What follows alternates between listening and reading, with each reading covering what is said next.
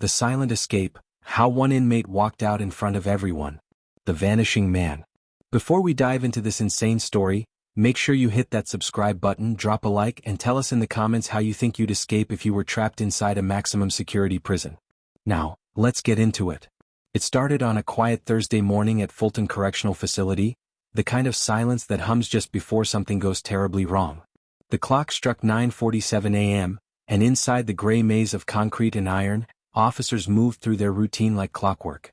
But one man wasn't following the routine. He was rewriting it. His name was Daniel Royce, inmate number 4217. 36 years old. Convicted of armed robbery and assault. To most guards, he was just another inmate serving out the last of his sentence. But Daniel had spent the last 2 years watching, studying, memorizing everything from the color of the guards' uniform socks to the pattern of when the security doors clicked open. He never caused trouble. He never raised his voice. If you passed him in the hallway, you'd forget his face 5 seconds later. And that was his greatest weapon, invisibility. That morning, the facility buzzed with confusion. A transport team was scheduled to move 2 inmates to another facility. The hallway cameras flickered, an old wiring issue no one ever got around to fixing. And in that 20-minute window, Daniel Royce made his move. He slipped into the laundry unit where uniforms hung by the dozen, washed, pressed, and waiting to be worn. Witnesses later said they saw a guard walking briskly down the east corridor. Short brown hair, pressed uniform, keycard on his belt, clipboard in hand. Nothing unusual. Except there was no record of a guard by that name on shift. Daniel's disguise was perfect. Even the posture, the walk, the quiet nod to fellow officers. Confidence sold it. He passed through 2 checkpoints, scanned a stolen keycard, and walked straight toward the front gate like he owned the place. The guard at the desk barely looked up. Transfer run. Daniel nodded once, crisp, professional. Yeah, paperwork's already filed. I'll be back in 10. And just like that, the gate buzzed. The door opened. And Daniel Royce walked out into open daylight. No chase. No gunfire. Just footsteps fading into the sound of distant traffic. For 3 hours no one noticed. The shift logs showed no red flags. Cameras caught nothing but shadows. It wasn't until 1:23 p.m. when an officer did a routine head count that someone realized Daniel's cell was empty. Perfectly made bed, folded towel, untouched lunch tray. By the time the alert went out, Daniel had vanished. Detective Laura Kent was called in from the Bureau's Fugitive Division. A veteran investigator with 20 years of experience, she'd seen escapes before, but never one this clean. She replayed the security footage again and again, staring at the blurry figure in a guard's uniform walking calmly past the front gate. No panic. No hesitation, she murmured. He knew exactly what he was doing. By evening, helicopters circled the nearby woods. Roadblocks went up. But the trail was cold within hours. No stolen car, no witnesses, no movement on Daniel's known contacts. It was as if he'd stepped into thin air. Then, something strange happened. Late that night, a local news station received a USB drive in an unmarked envelope. No note. No fingerprints. Just one file titled, "See What They Missed." When detectives played it, the room fell silent. It was surveillance footage, from inside the prison. Angles that weren't part of the official system. Someone had filmed Daniel's escape from another perspective, closer, clearer, like they knew it was coming. The video showed Daniel's calm face as he walked past the front gate, but at the very end, just before the clip cut off, another figure appeared in the reflection of a glass door.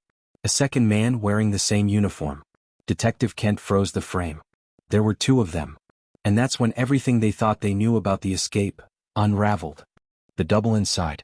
Detective Laura Kent didn't sleep that night. The video played over and over in her mind, Daniel Royce's calm walk toward freedom, and that second uniformed figure reflected in the glass. Morning brought chaos. The warden, the state police, the press. Everyone wanted answers. How could an inmate walk through 2 security gates with no alarm? Who took that video? And most importantly, was someone inside helping him? By 8 a.m. the FBI had joined the case. The prison was sealed, officers questioned, and the footage locked in evidence. Laura sat in the dim light of the control room, scanning every frame for clues.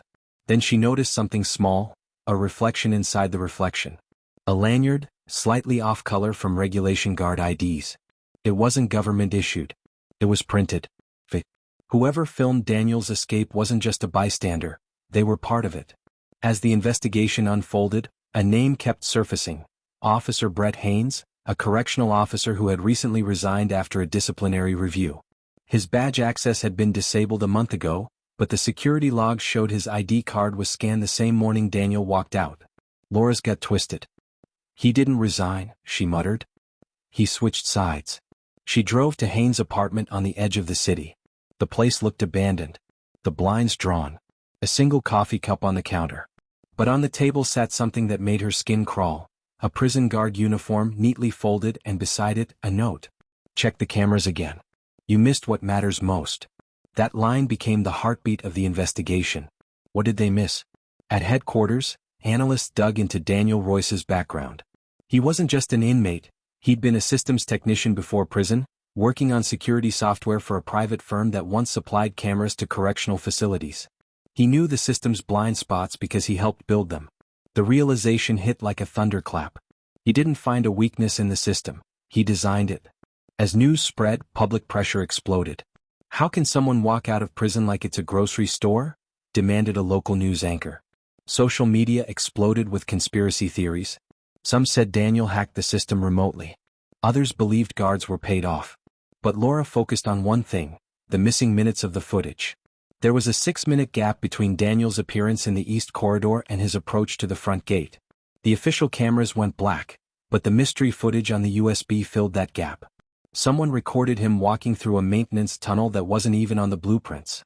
She leaned closer to the monitor. Maintenance tunnel? She whispered. No, it's something else. Blueprints revealed the tunnel was part of an old access system built during the facility's expansion, sealed off years ago after a construction accident.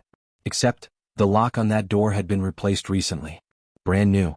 Back at the prison, she ordered the tunnel opened. Dust, debris, silence. But halfway through they found something that froze the entire team. Footprints. 2 sets. One pair leading out of the tunnel.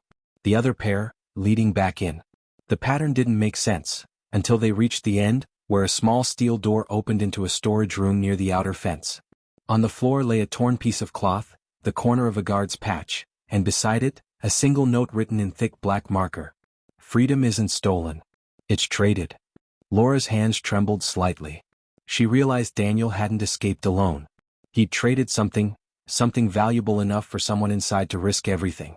But what could a convicted inmate offer that a guard would betray his own system for? That question haunted her the rest of the night. Then just after midnight her phone buzzed. An untraceable number. A distorted voice on the line. Detective Kent, you're looking in the wrong place. He's not running from the prison. He's running towards something. The line went dead. And before Laura could trace the call, another alert came through. A stolen van matching Daniel Royce's prison transport had just been found, parked outside the courthouse where his original trial took place. The engine was still warm. And inside the passenger seat was Officer Brett Haynes' ID card. Laura's breath caught. The realization hit like a hammer. This wasn't just an escape, it was a return. The return. If you think this story's wild, you haven't seen how it ends. Subscribe because this is where freedom turns into revenge. The courthouse was silent that morning, too silent. Reporters stood behind yellow tape, cameras ready. Police cruisers lined the streets. No one knew what to expect, but everyone felt it, that heavy, electric tension that comes before something explodes. Detective Laura Kent arrived first. Her badge flashed in the misty morning air as she walked past armed marshals into the same building where Daniel Royce's trial had taken place years ago. The irony wasn't lost on her. He had escaped justice here once. Now it seemed he'd come back to finish what he started. In the parking lot, the stolen van sat like a ghost. The engine was still warm, driver's door open, and on the passenger seat, Officer Haynes' ID. But it wasn't just a calling card. Inside the glove compartment, Laura found a sealed envelope addressed to the ones who lied. She tore it open. Inside were old court documents, each stamped confidential. They detailed the cover-up of evidence from Daniel's original trial, proof that key testimonies had been altered to secure his conviction. The name that appeared again and again? Judge Malcolm Reeves. The same man who had sentenced Daniel to life without parole. Laura's pulse quickened. He's not running from justice, she murmured. He's coming for it. Inside the courthouse, Judge Reeves had already arrived, unaware of the chaos brewing outside. His security detail moved quickly, ushering him toward a side entrance. But as he passed the main hall, A janitor pushing a cart paused, lifted his head slightly and smiled. It was Daniel Royce. The camera footage from that moment would later become infamous. The smooth confidence, the calm stare, the way he adjusted his stolen badge and simply walked behind the judge's escort. By the time the marshals realized who he was, the elevators were already locked, and the power to the surveillance grid had been cut. Royce had control of the lights, the doors, even the courthouse communication line. For the next 20 minutes, the building turned into a silent maze. Laura arrived just as the power flickered back on. The first thing she heard was Reeves' voice echoing faintly from the courtroom. "You think this will change anything, Royce? You think people like you ever win?" She pushed open the door, cautiously, gun drawn. The sight froze her. Daniel stood in front of the judge's bench, hands trembling but not from fear. From fury held too long. A camera, his own, was set up on a tripod recording everything. On the table before him were those same court files. "This isn't revenge," Daniel said, his voice breaking. "It's the truth, the one you buried to protect your name." Laura took a slow step forward. "Daniel, this isn't the way. You're already free. Don't lose it again." He looked at her then, tired eyes, hollow but human. "Freedom," he whispered. "Freedom isn't walking outside. It's making them see what they did."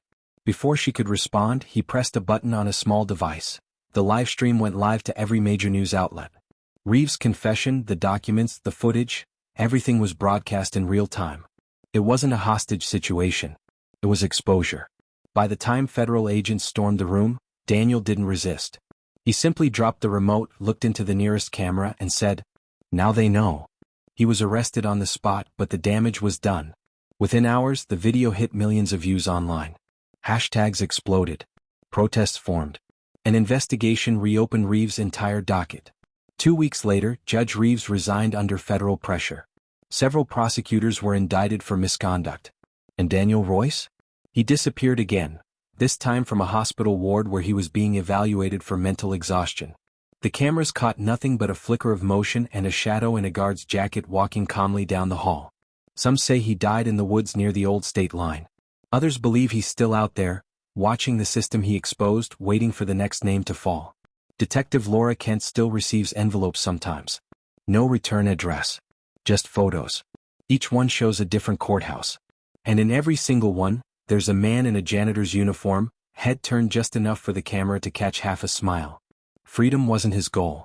Justice was. If this story shook you, imagine what's next. Hit subscribe, because the next escape is already happening.